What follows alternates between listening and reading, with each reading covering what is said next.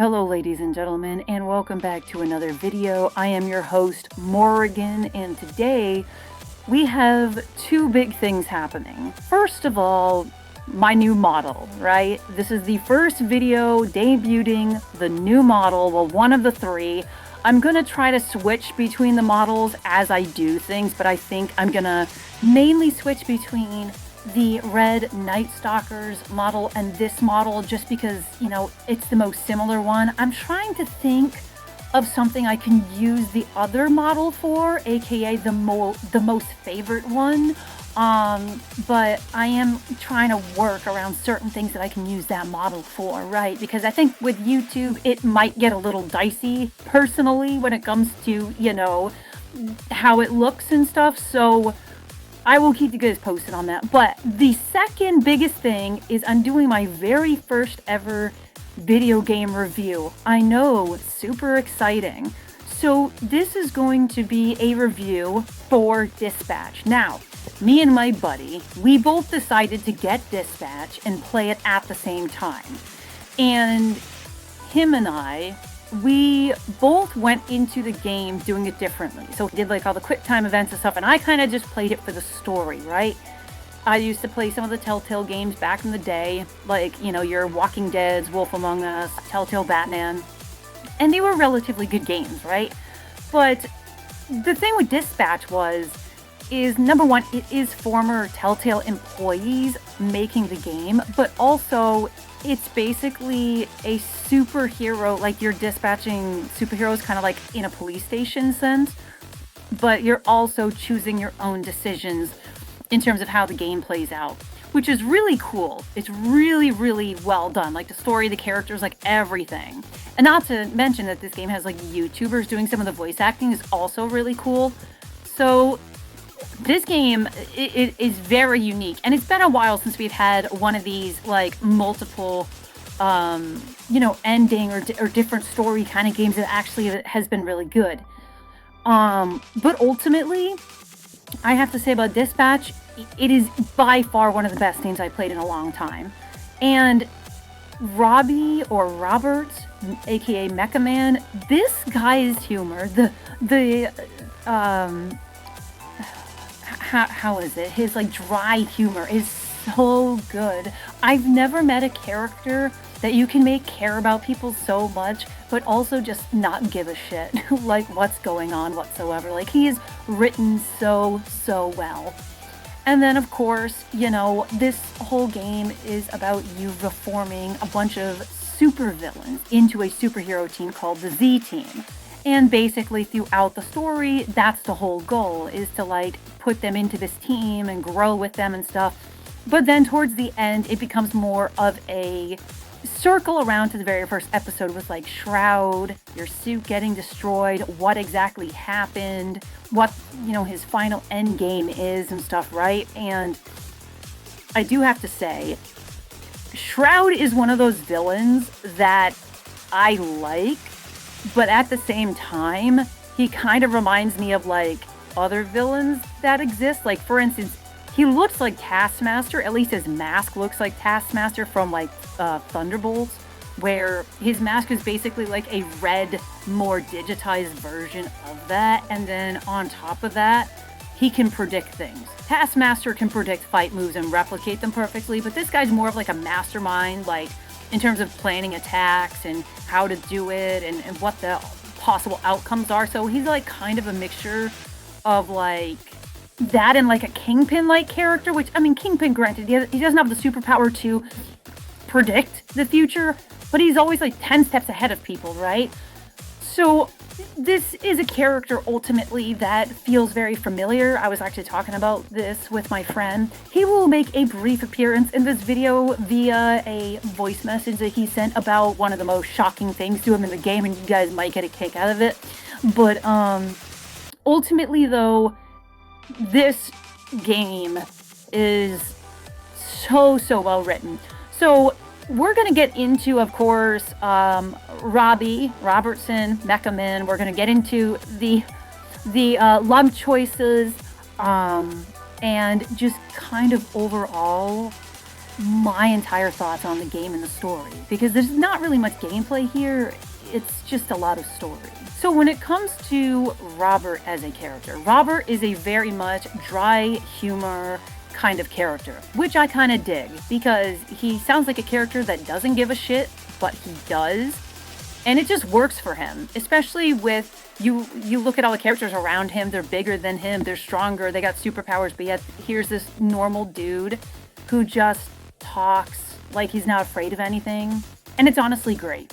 But Robert's character, basically, if you got the deluxe edition, you got comic books that basically give background to all the characters, right, prior to the actual game itself. And in these comic books, you come to find out about like Robert's past and kind of like what he's doing as Mecha Man, how he keeps the family legacy and stuff going. And ultimately, what ends up being revealed is that he basically goes to the point of bankruptcy, trying to keep the Mecha Man legacy alive and doing the right thing. He's just a guy that does the right thing, right?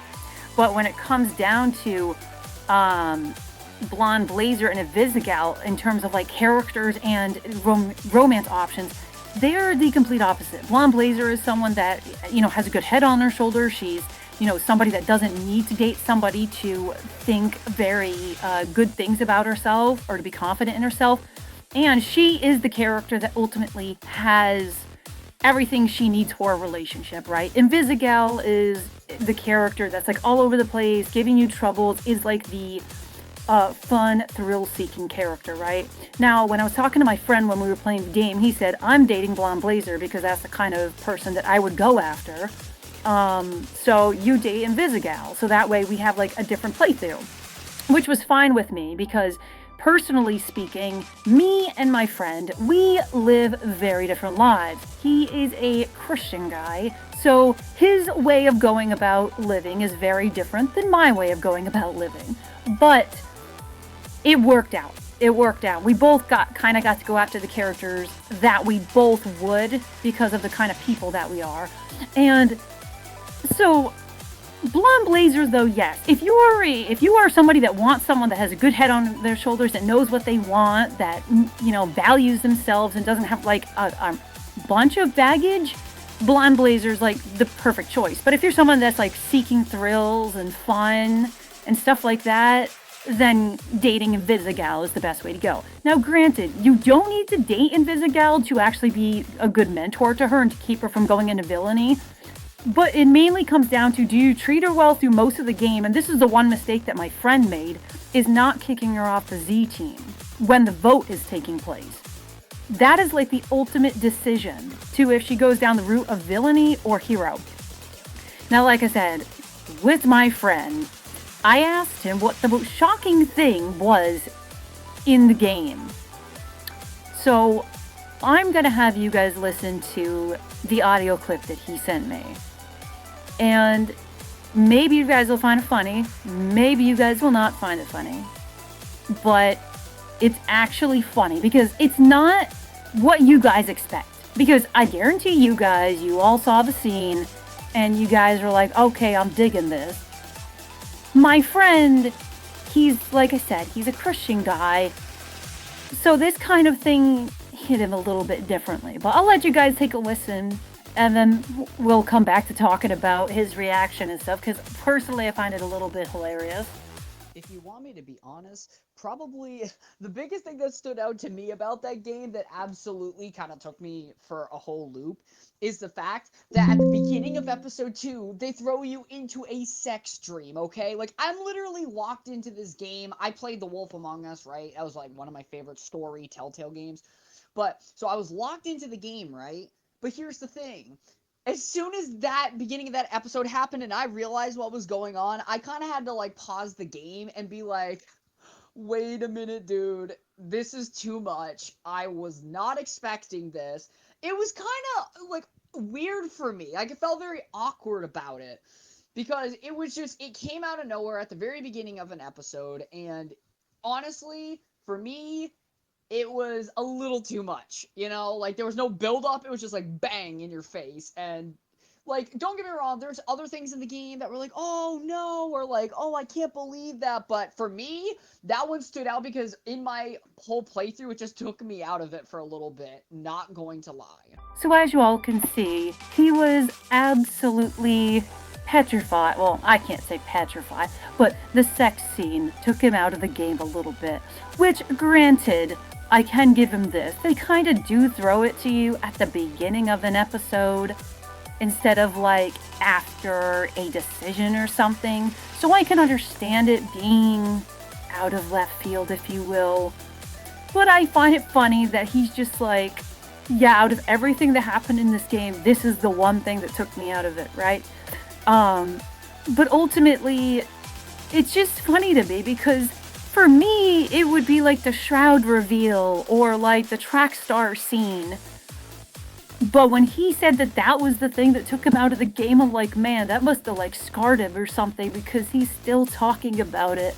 But no, he's, like I said, you know, when you live, you know, a little bit different lives, everybody gets different, you know, everyone gets hit differently by things. But ultimately, though, Shroud, pretty good villain, definitely a pathological liar to make himself sound better, but he is menacing in the way that he can predict anything. Like, I remember I was playing the final level and you're trying to fight him, and no matter what you do, right? Because I've looked this up online, like, you can't beat him. It doesn't matter what decision you make. So I remember talking with my friend about this, and I was like, well, what did you do during fight scene? You know, and I obviously had it on like the normal play mode and stuff, right? Like, ultimately, with that being said,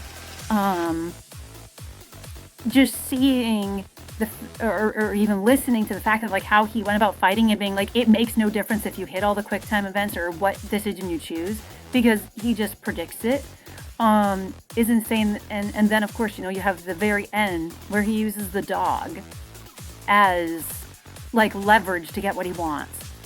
So truly a diabolical villain. Plus I like the sound of Shroud's voice. It actually sounds pretty cool.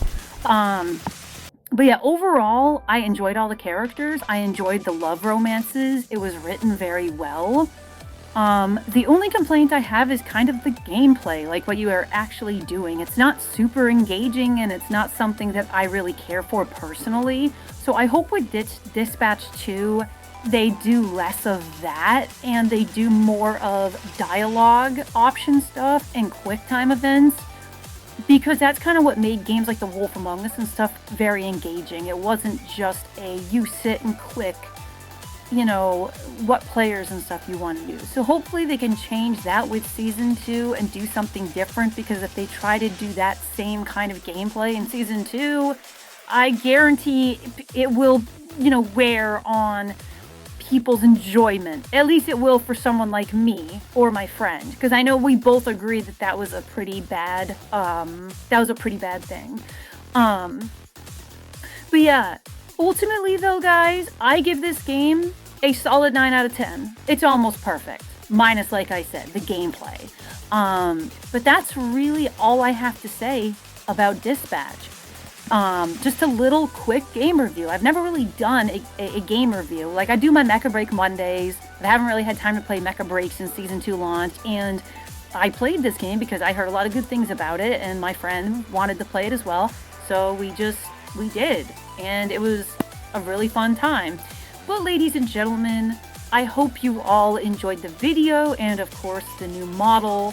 I'm excited to finally have them now, but I hope you all enjoyed. I do plan on doing the J Daddy School of Scum at some point here. Like, that's my next reaction video. But if you guys want more like video game reviews or that kind of content, or like movie reviews, let me know. I don't really get into drama stuff. Like, I don't talk about VTuber drama or YouTube drama or drama in general because I think it's stupid.